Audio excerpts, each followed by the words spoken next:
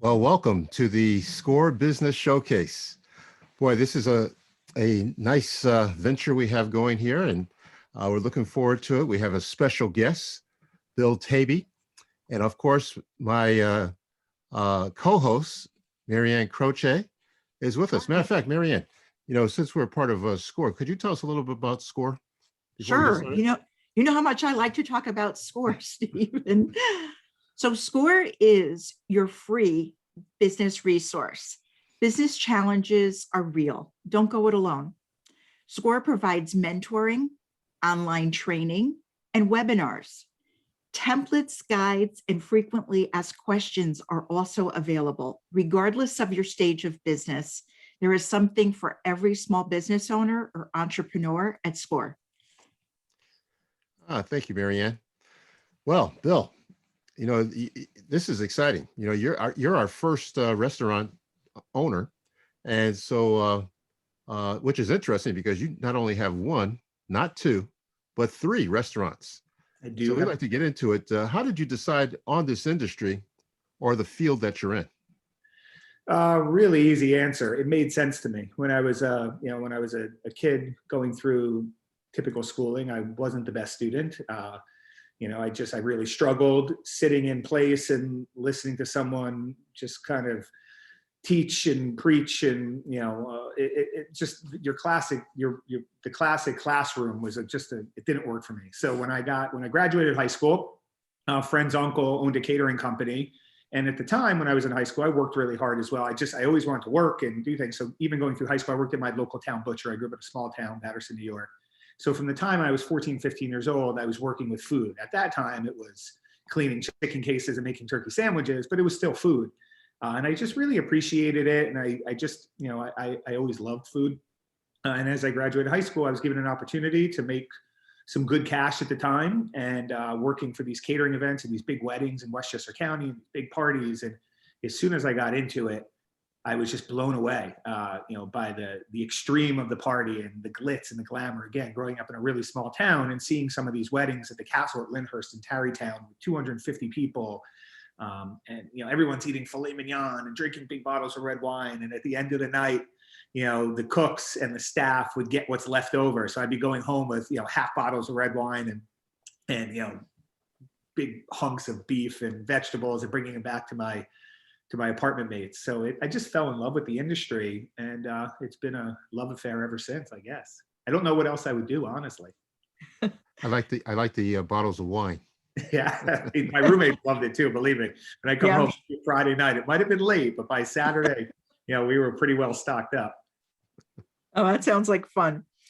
Bill, how did you get started opening your own restaurants? Yeah, it's a good question. So I had an odd path through the industry. I went off from the catering company when I was working there in Armonk, the chef at the time. I didn't know what I was going to do with college. I was going to Westchester Community College, but I wasn't going. I was actually thinking about being a police officer. And once I decided that that was not the direction, school became sort of an afterthought for me, college. But then I went off to, when I was at Brown Bag, the chef had mentioned, you kind of have a natural knack for this. Why don't you go off to culinary school? So I did that. When I graduated culinary school, I went into New York City a little bit, and then I just kind of took this accelerated program. By the time I was 23 years old, I was running a restaurant in Portchester, Two Moons. And there was just sort of this pattern I would go in and I kind of outwork everybody. I just had and I think I still have this very competitive nature where I just want to be the best in the room at what I'm doing. And I'm still that way. So once I started to get some experience in managing kitchens, and I was way too young to be a chef, but I was sort of pushed into the positions because of my work ethic. After a few years of doing that, I realized that, the only thing that got in my way in some of these restaurants was the ownership, were the people that wanted to throw in their opinions on how to do things. And a lot of times, which I didn't like, it came down to the type of product I wanted to use, or food cost, or budgeting. Obviously they were more concerned with their bottom line than I was. So I figured, if I do this on my own, I could kind of come up with my own systems. I could, put my precedents in place and my standards, set my standards, and I don't have to listen to someone, at the end of every week telling me my food cost was too high, and I shouldn't be buying that duck. I should be buying a cheaper duck. So I had an opportunity. Somebody gave me a phone. I was a chef of a restaurant in Stamford, and I got a phone call from a guy that said he had a restaurant in South Norwalk that he was about to close, and he was looking to sort of do something with it. He had heard about me and what I was doing in the industry, and he said, if you could raise some money, we could go 50-50 on this deal. It was right on Washington Street in South Norwalk. I fell for it. Me and my wife raised whatever money we could through friends, family, what we had. We put it all into it, and we created Relish Food and Wine, which was a great success from the moment we opened it. The New York Times had awarded me an excellent. I was the youngest chef in the state of Connecticut to ever get an excellent from the New York Times. And we just really changed the way people saw food. We were not in South Norwalk at the time. It was sort of trendy bars and clubs, and it was more about the atmosphere, really. There was a few nice restaurants, but mainly people were going there to drink and just be active. And I wanted to create a food destination. So that was, I just forced my way through it. Unfortunately, Relish Food and Wine ended 2.5 years later when my partner decided one day that he would make more money stealing everything out of the location and reselling it. So it's a whole nother story, but he had some major tax problems, personal tax issues. And I came in one day and the restaurant was empty. So that there was another path that another path that I had to go down. But that's how I got into restaurants. And then from there, I just knew I went and opened up 2 other restaurants for people because at the time I kind of got wiped out financially through this restaurant war I was in. And I was beaten down as well. I loved what I did. We were so successful and we were doing everything the right way. And unfortunately, I just partnered myself up with a not so good person that was in some deeper financial problems than I knew. And obviously people get desperate. So it kind of beat me down. So for 2 years, I went and worked at a place called Napa & Company in Stamford that I opened a restaurant with some other people. And then I kind of got the itch again and the confidence to go back and open my own restaurant. And that's when I opened La Farm in Westport. And I kind of landed in Westport and haven't left. Well, I admire your resilience in that story. Yeah, I was way too young to give up. So my wife made that very clear to me. So believe me, there was a few weeks where there was a little bit of woe is me and hanging out on the couch trying to figure out what I'm going to do. And finally she said, you got to go figure this out and work. So we did it. And it's been a great story since. Now, Bill, how does your personal passions actually align with your business? Well, like I said, I'm very competitive. I love it. It's kind of funny because I love entertaining people. I love creating a moment, an event, a situation for people, fun. But I'm also the guy that kind of goes and hangs in the corner. And I think part of what's so great about what I do and allows me, if you were to come to my house and we'd have all our friends over, I'm the guy purposely over by the grill or in the kitchen to kind of stay out of the group conversation. I'm not, I don't know, turning my brain off is hard sometimes. So I find it difficult. My wife could talk to a tree for 3 hours. I find it difficult. So I kind of love to sit back and watch people enjoy themselves and bob in and out of their conversations. So hosting the party has always been better for me because I could always make an excuse where I need to be. And it's very similar to being in the restaurant and being in the back. I have been in this industry for 25 years and I've made it a point that I don't spend much of my time in the front of the house or in the dining room. Some chefs love to go out and hobnob and shake everybody's hands. That's not me. And it's not because I don't appreciate you're here. It's just not my place. So, I just think these restaurants have been built around my personality. And like I said, just quality first, service. I want you to be happy. That's all I care about. I want you to come to my restaurant to be happy. And like I said earlier, if we make money doing it, great. That fits with a very important need. And I just think it's the kind of person I am. So I think that's great. You stay in your lane, your skill sets. And that's probably a lot of that is probably why you were, and are successful. I'm curious with everything that we're hearing with the challenges that restaurants have and had during this past year, how do you retain staff? it's good. Well, the first part was I made a decision early on, way back in March when the pandemic hit. And when we started to get to the unfortunate situation where we knew we were going to have to let some staff go, it was obvious. So the first thing I did and made it very clear was I was not going to lay off any kitchen staff. We started when the pandemic hit, we were at about 86 employees. I would say close to 40 of them were back of the house, kitchen, dishwasher. Those people were all safe. Their jobs were safe. I had put way too much time into them and energy.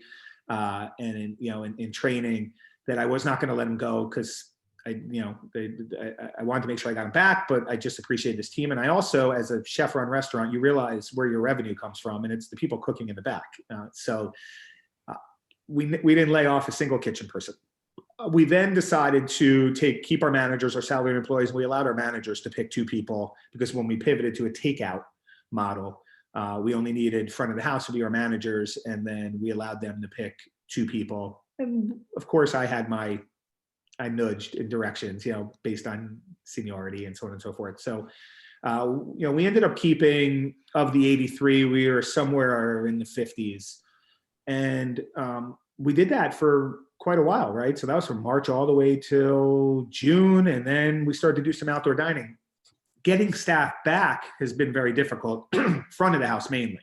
And I think a lot of it is, it's unfortunate, but this unemployment and the extended unemployment and the stimulus check is making it difficult for some people in the front of the house, waiters and waitresses, to come back to work. They're getting paid. They're making almost what they would have made before. Their jobs are not easy, in particular at my restaurants, because they're busy. So people are deciding that maybe they're going to take the summer off while they can. And they never, if you're a waiter at the Welk for the last 4 years, you haven't had many summers off. It's your busy time. So they're looking at this and saying, wait, I could get paid and I could go to the beach like everybody else, and I could go to restaurants. So we are struggling to get back some of the trained professionals in the front of the house. But what we've done, we've pivoted again, and we've changed our service techniques up front, and we're hiring younger, less experienced personnel in the front. But what we're doing is we're teaming them up directly with some of our senior staff in a front waiter, back waiter system. So you might find on certain nights, and we're still working through it, that your table might have 2 people working it, and one of them may not be as experienced, but they're kind of getting pulled through. So I guess that's the best answer. We're still, every day I put an ad up saying, hello, where is everybody? But I hope they come back. I think after September, when the stimulus ends, we'll see an influx of people looking for work again. At least I hope. With this shortage of staff, how else have you pivoted? With staff, and like about the staff, with the staff, or just? Mm-hmm. Yeah. So like I said, this winter, I think this ties together, but I made it a point after March, and I worked really, really hard from March till November, trying to keep my employees paid, staying atop of all the federal stimulus dollars available to us. My wife is our bookkeeper. So it was a challenging, exciting, interesting year for us. And I look back on it, and there was a lot of experience that I got from it. And I actually appreciated it, putting aside some of the damage that coronavirus has done. It was exciting for me. And, so I had decided this winter I was going to take time off. I'm a big skier, and my goal was 40 days of skiing this winter. So I hit 52, which is a big deal. So every Monday, and I'll get back to your point, every Monday I would leave, or Sunday night I'd leave for Vermont, and typically stay till Wednesday or Thursday. And what this really did was allow my senior staff, my chefs and my managers, to really step up, because prior I was the last word on everything. Everything came through me. I sort of was creative control, menu development. I just dealt with a lot of the final decisions. And I just figured, I need the time away, and I need to start developing some new people to make decisions in this company. So I essentially left. And that alone, I think what happened this winter was watching some of my younger, we have a group we call the leaders. So we have leader meetings every week. We sit around the table, and those are our managers and our chefs and our sous chefs. And I really got to watch them from afar, because obviously I was in communication with them, but watch them step up and take on leadership responsibility. and really make decisions. And it was exciting. And I think that alone created a new sort of environment throughout the restaurants and what it means to work for us. There was a real opportunity to grow, where before everyone was working for Bill Taibe. And now I'm trying to step away from that and let them grow and let them sort of get recognized for their work, let people come to them with their problems, let them solve problems. And I'm always here to sort of control the damage if necessary. I also have the best manager of operations in the rest, in Connecticut, Andrea Dinan, who runs, is sort of my right hand and has been with me for about 17 years now. So I could step away easily knowing that she's in control. But I think that's one of our biggest changes. And That's great. Yeah. Yeah, that's a great example of leadership, developing other leaders and allowing them to grow. Bill, how important would you say is your local community to the success of your businesses? Oh my goodness, it's everything. Everything. Can't understate it.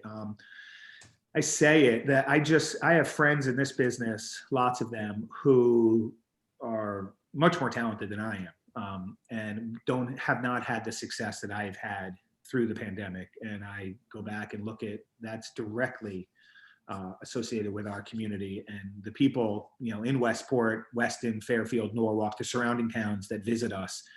They kept us going. Not only did they come out and eat and immediately pivot with us from a dine-in experience to a takeout model, still at the well paying, $40 for a piece of fish in a to-go container, and without complaining about it and leaving outrageous tips and just constantly giving and supporting and calling us and asking us if we're okay, do we need anything, how can they help?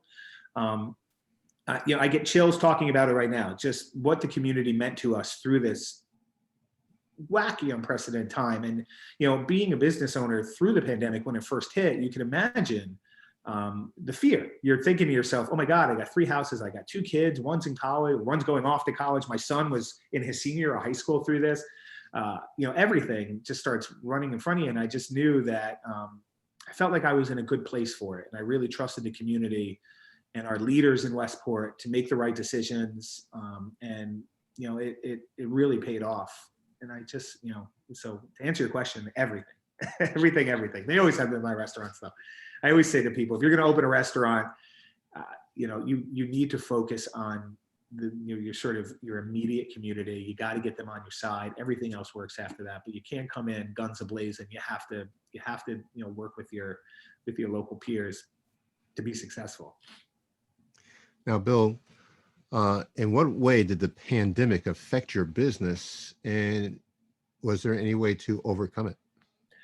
Yeah, so obviously, we took a major hit from pivoting and going to takeout dining. Now we pivoted and had reduced staff, like I had said, and called our landlords immediately and said, hey, what are we going to do here?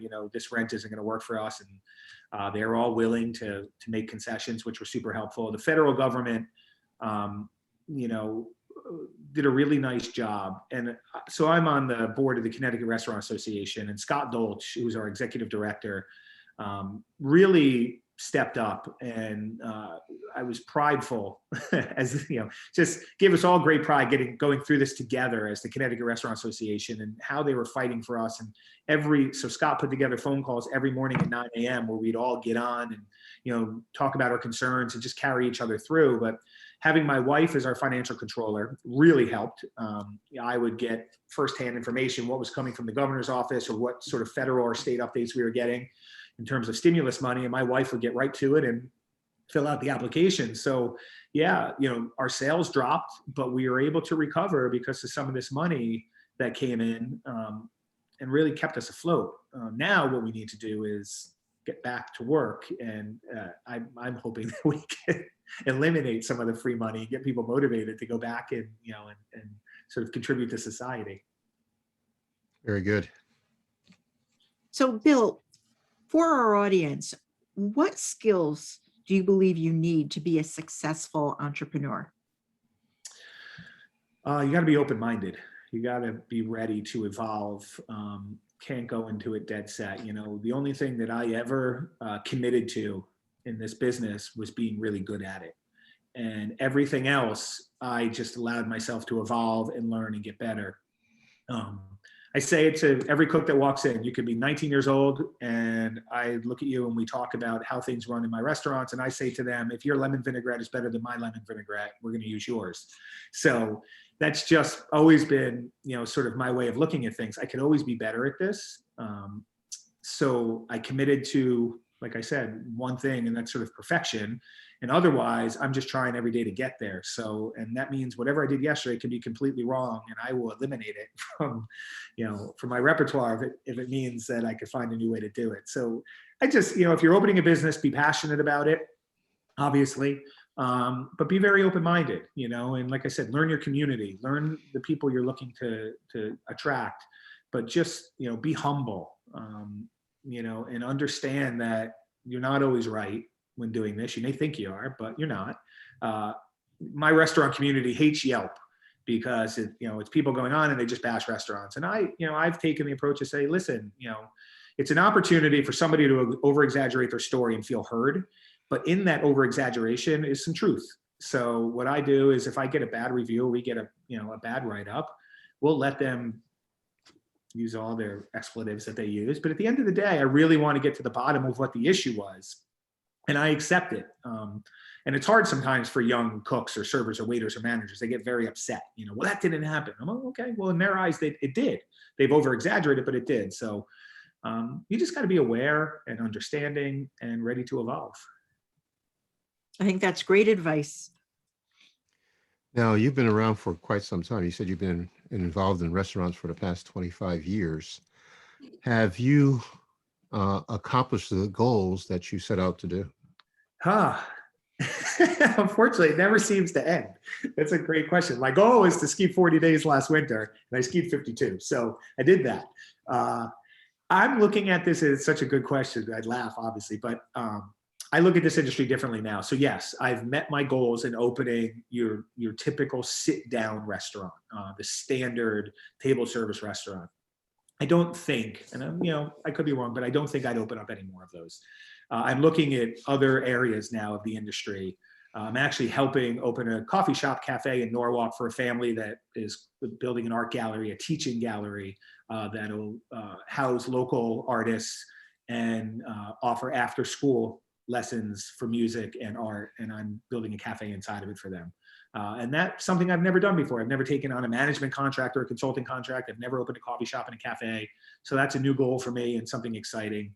And I'm also now looking into some QSR, quick service and fast casual concepts that me and one of my chefs are looking to get into. So very different than your typical sit-down restaurant, more grab and go, fast service stuff, less staff up front, focus on cooks because I could find cooks. But really lessen the need for front of the house wait staff employees, but also, attract people that are looking for a really good, healthy meal at a different price point that they could take home to their family. I think that's an open arena right now for us.